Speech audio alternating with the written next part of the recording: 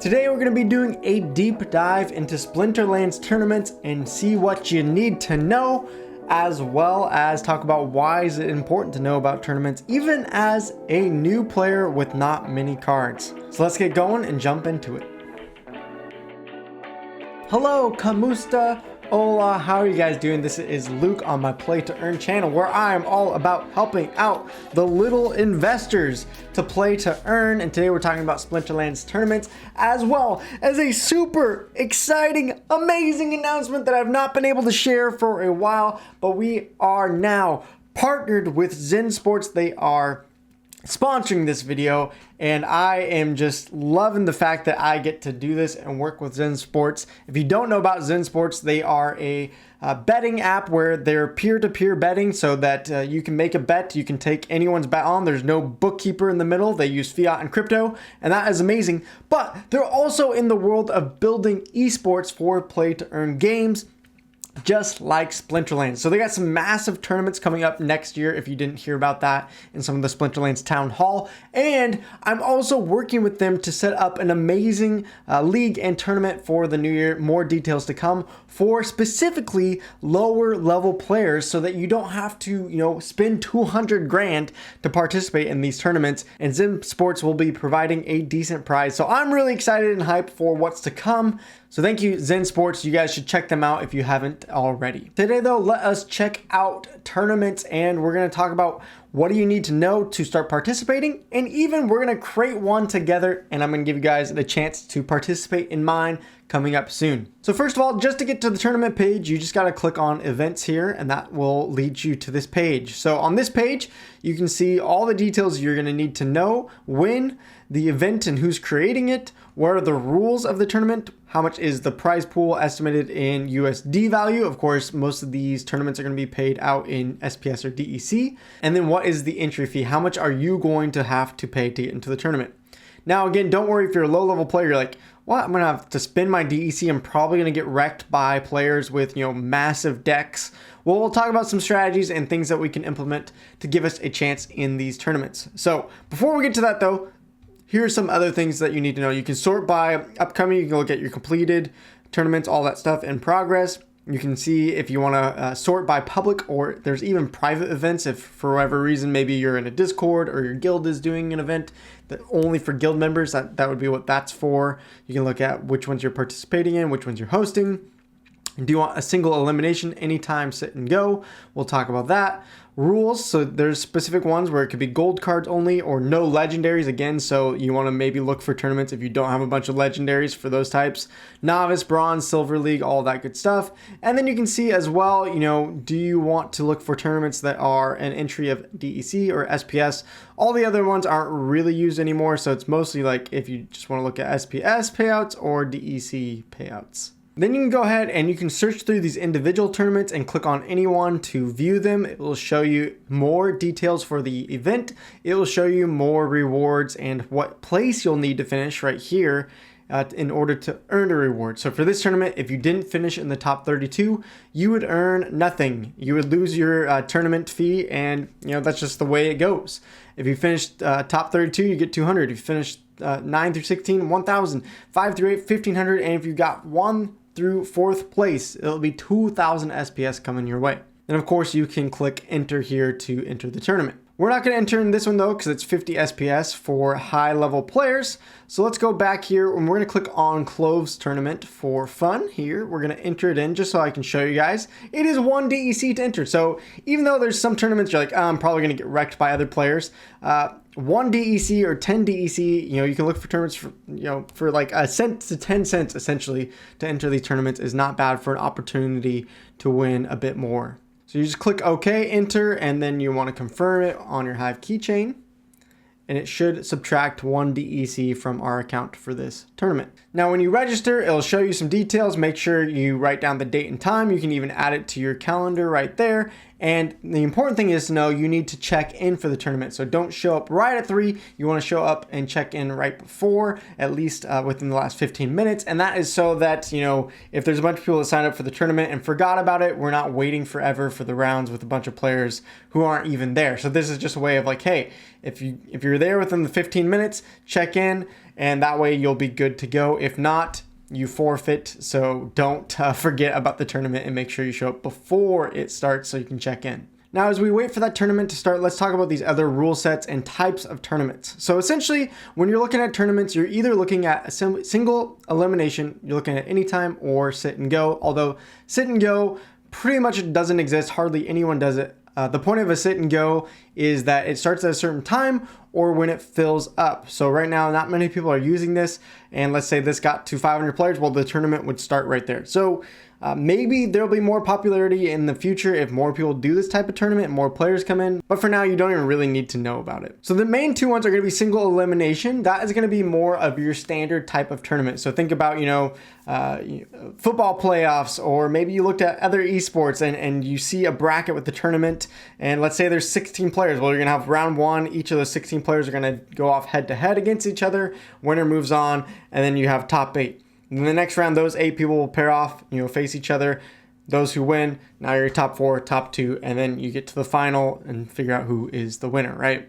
So when you click on these types of events, you can see the round details. So the default is going to be best 2 out of 3. The qualifier rounds, if there are any, is just a 1 out of 1. And then the final round, the last 2 people are going to face each other. 5 battles possible. Whoever wins 3 will win the whole thing. So that's your basic type of tournament. And then there is the anytime, which is becoming more and more popular because people can play them essentially anytime. So it allows for players all over the world to participate in a tournament, despite their time zone. Now, if you click on one of these tournaments, you should be able to see the details here anytime. And then it's going to tell you how many hours for each round. So essentially, anytime means once the tournament starts. So for this one, 11-29 at 6 p.m., once that counts down, I will be able to get into the tournament and set up my battles. It will give me, roughly wherever it is, depending on how many people are in your group. This one would be 12. You would set up your 11 battles. And because we're not going to be able to enter in one today as I'm making this video, here's a screenshot of what it looks like. I pulled this from Bulldog's tournament video here, and you can see he has some battles left to set up. So you'd put in your teams for each one of your battles. You'd wait for your opponent however long it has, so it's a 24-hour round. They would have an amount of time before the clock hits 0 to submit their teams. So you might submit your teams before anyone else does, and you won't know if you win or lose. You'll have to come back, check in. People, as they enter their team, will put you up against their team, and you'll be able to see the results later on once both players have set their teams. And then as these battles play out throughout the day, you'll earn points. If you win games, if you draw, then I think it's 1 point, win 3, and a loss is 0 points. So that's kind of the convenience of these anytime tournaments, is that you can put your teams in, say at 8 a.m. before you go to work. You come back at 6 p.m. and you see how many matches you've won and lost. What's cool about these anytime tournaments is they also have multiple rounds for a lot of them, meaning let's say, there's group sizes of 12. If 120 people enter this tournament, well, you're gonna have 10 groups of 12. The top 50% advance. So if you're in the top 50% based on the points, you'll advance to round 2, which will only have 60 players, which means there would be now 5 groups, and it'll kind of just keep trimming it down until there's the final group and you see which people finish in the top and how much you earn. So it's 24-hour multiple rounds. This means that this tournament could actually go on for a couple days. And if you keep advancing, you keep playing. Obviously, if you get knocked down that first day, then your tournament is done and you probably don't win anything. So those are the 2 types of tournaments. You can see that in the win column. This will be a normal one. It won't say anything. And then in the green, it will say anytime if it's a tournament that you can just do the setup and play any time of the day. Then in the rule sets, this is going to be important. This is especially as a low level player, you want to either sort by lower leagues and lower types, or you just want to scroll through and look at tournaments. Where can my deck actually win or compete in these tournaments? So a diamond level summoner cap in level for us new players, not going to happen. Maybe we could get away with silver, but also remember in silver, people have leveled up summoners and monsters, and if you're not comfortable facing that, then skip that tournament. You can simply, if you want to, even just sort by bronze and see which ones, okay, here are the easier tournaments. They're going to be for specifically players with lower level monsters and summoners. They're going to be capped at whatever these bronze ones are. I think it's 3, 2, 1 here in the epics and commons, and legendaries level 1. So in bronze level, even with a level 1 deck, you're probably gonna have a decent chance to compete and win. Then on the right, you can see if the cards are playable.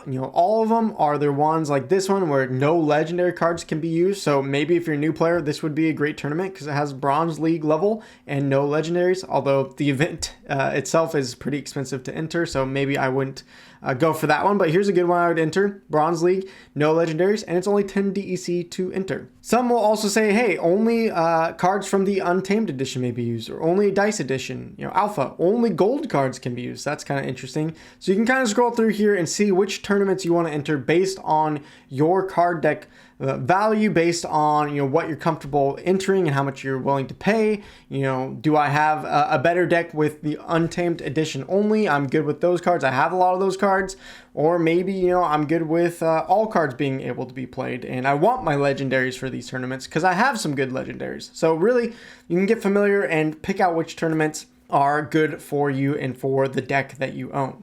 Now, the nice thing for us lower investors who don't have a lot of money, you might be thinking, okay, well, even in bronze, I'm going to get blown out here because some people are going to have legendary summoners, or maybe the legendaries can't be used, but you're like, oh, bronze league, they're going to have a level 3 summoner and a leveled up monster, so I'll probably lose anyways. Now, the cool thing is that if you don't know this, that you can use cards that are rented in these tournaments. So you might be thinking, yeah, I can't go buy, a $500 Jotun, but what if I rent one just for one day so that I can have a better chance at entering this tournament and winning some of this prize pool money? All right, so let's do that. Let's go to Peak Monsters. We're not going to go Jotun. He's a little bit expensive, but let's see what we can grab a Chanseus for. So Legendary Chanseus, Summoner, 42 DEC. Let's do it. I don't know if I would recommend that. I'm just trying to show you guys an example. So lastly, as we wait for this tournament to start, let's just simply talk about why is it important to play in tournaments? What's the point? You're risking your DEC, your SPS by entering into these tournaments.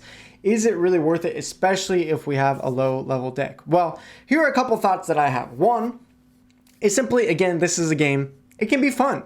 Entering in tournaments, if you've never entered in a tournament, there is something about it that is just an intensity to the game that you will never find in a ranked battle. I remember playing in my first tournament, even though it was 10 DEC for a novice tournament. I was like, okay, if I lose 10 DEC, DEC wasn't even 1 cent at that time. It was like 5 cents maybe. I was like, oh no, what if I lose it? And it didn't really matter if I lost the DEC or not. But entering this tournament for the first time, I was like, man, I got some adrenaline going. I'm a little bit nervous, even though no one's really watching or paying attention to this little novice tournament. It was just intense. It was fun. So that's one reason. Secondly, I would advise us to enter in tournaments, maybe not the big ones, but some of the smaller ones, because it actually pairs you up to play against players, not with only just really good decks, but also against players that have lots of skill. Think about it. People who are playing in tournaments probably have a love for the game. They probably have thought about lots of strategies. They've tried to, really rank up and play this game well. You're not just facing against bots. You're not just, facing against people that play this game kind of flippantly on the side because they want to earn a little, crypto or whatever. These are serious players. And so getting to play against them is not just going to, help you in the tournament, but it's going to help you, I think, after you get out of the tournament when you go back to your ranked battles, because you're probably going to pick up new strategies from these players who have been playing a good amount of time and have thought through their strategies really well to enter into these tournaments. You can go take some of their strategies, steal it. Maybe it's a card you don't have, you want to rent it. Maybe it's, I have this card that they played against me, but I never thought about using this card for a poison battle in this way. Let me do that setups now in my ranked battles. So it can really actually help you, I think, improve and learn the game a lot quicker because you're playing against better players. And I think the best way to learn this game is just to play against good people and take their strategies from them and implement them for your own gameplay. The third reason I would say to play in these tournaments is that you can use your rented deck, as I said earlier, and play in these tournaments. And what's nice about these tournaments is that it does not bring down your capture rate for dark energy crystals whatsoever. So let's say you have, 1 day rental, you're like, I'm gonna go rent myself a gold deck to play all my rank battles. I'm gonna drain my, energy capture rate. And then I'm like, oh, well, what else do I have to do? My energy capture rate's down at 30% or whatever, and it doesn't seem worth it to play those ranked battles anymore. You can go take that gold deck and you can play in a tournament and get value out of it. Or let's say you're, even just renting a silver deck for the whole season, you're draining your energy capture rate to 75% and you're waiting for it to go back up to 100%. And you're like, I don't want to play anymore today. Well, you can just take your time and play in a tournament with that rented deck and get more value out of your rentals because you're potentially going to have a better deck to earn some of these rewards. All right, so now let's real quickly show you guys how to create a tournament, what it costs, what you need to do to run one. And then we will open it up for you guys to register for the first ever Luke Play to Earn tournament. So all you got to do on the event page is click on create. And then please note the important thing here is there's actually a 2,000 dark energy crystal fee to create a tournament so that, I think the idea is they're not willy-nilly, letting millions of people just create random tournaments. There is a fee to it right now, about $20 worth of dark energy crystals. So keep that in mind if you're going to create a tournament. Is it worth it to spend that fee? If yes, you just go to schedule and create a name, pick out a date. For our tournament, we're going to be picking out December 10th on Friday. Starting this in the morning, but we're going to do an anytime event so that all of you around the world can participate in the first event ever. Well, first event ever for Luke Plays to Earn. We're going to do round duration of 12 hours so that you're going to have to set up 2 different battles twice a day there if you keep going on through each round. Then you can write an event description for your fans or for whoever to know what the tournament is for.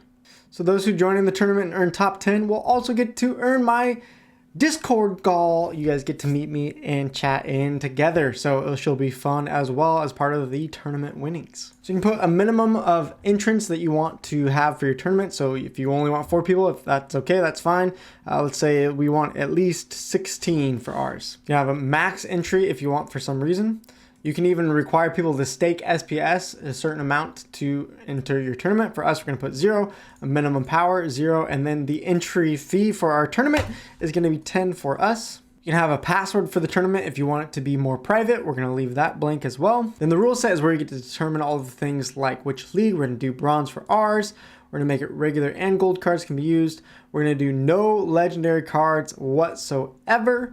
And we're going to allow all certain types of cards to be played here. And then you get to pick how big your group sizes are for the anytime event. We're going to do 12, meaning you'd have 11 battles potentially to set up, how much time each battle you'll have to set up your team, and how much of the winners will move on. We'll do top 50% for, just more players to get into the next rounds and have more experience with this tournament, especially if this is your first tournament. I want to give as many shots as possible for you guys to keep playing. Then this page, you'll set up your rewards, how much you want to pay out in DEC or SPS. You can also use these other ones, but DEC and SPS seem to be the most popular today. So this is my own DEC that we're using, but I'll still give you guys some great DEC, all right? Well, decent for a 10, DEC tournament. So there you go. If you make it in the top 40 based on my tournament, you should at least make your 10 DEC back, all right? And then if you have a sponsor, you can put the sponsor there. You can do an event logo. Just a little tip here too as well, if you want to, you can just drag your backgrounds and your logos into Discord.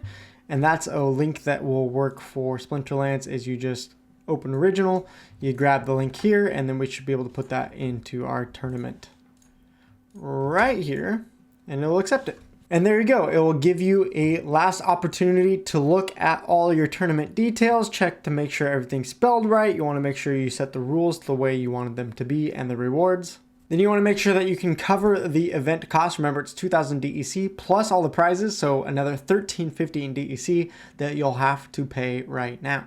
Then we click create. So you can hit create, and then it took out some of my DEC, but then you have to make a payment for the tournament to go live so that the prizes are actually are there and not just a false promise. So there you go. A large chunk of my DEC just spent to make this tournament, but I think it'll be a lot of fun, so please sign up and it will be a blast. Live streamed in top 10. Not only get DEC, but we'll get that Discord call with me if you have Discord. And there we go. If we go back to tournaments, we should be able to scroll down and eventually see ours here in the list. Bada bing, bada boom is right here. You can now click on view and you can now enter it in yourself. So I hope to see you there. All right, well, ironically, or maybe very fittingly in my bad luck, Splinterlands went down for maintenance before we could play in the tournament. So RIP, our one DEC. I don't know if we get that back or how that all works, but that will end today's video because now I'm not going to be able to show you another tournament, but we'll be playing tournaments on live streams. We're going to be live streaming our own tournament. And remember, I got stuff in the works with ZenSports, so go check them out in the links below. Sign up for the tournament will be in the comments as well, and I'd love to see you there to participate in the first ever Luke Plays to Earn tournaments. It's going to be so much fun. I hope to see you guys there and to award you guys some prizes. So hopefully this was helpful. If you have any other tournament tips, please put them in the comments below and help us all to learn from one another. For now, this is it from Luke. I'll see you guys in the next video or stream. Peace out.